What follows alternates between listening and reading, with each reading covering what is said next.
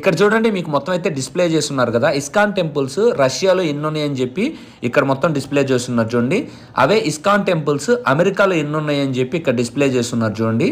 And అలానే ISKCON temples ఆఫ్రికాలో ఎన్ని ఉన్నాయని చెప్పి ఇక్కడ డిస్ప్లే చేస్తున్నారు చూడండి. ఇవి మెయిన్ ఇలాంటివి ఆ కంట్రీస్లో చాలా అయితే ఉంటాయి.